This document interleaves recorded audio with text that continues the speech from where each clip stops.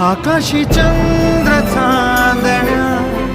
तोडून मी कहाणल्या, मनाचा पाळणा करू बांधून घे जरा झुला, डोळ्यात तूच साजणी सुखाचा स्पर्श तू नामा, तुझ्या विना उरेन अर्थ जीवना, उजळे तुझ्या हसूने कणकण, अन चंद्र हे हातीचे काकण.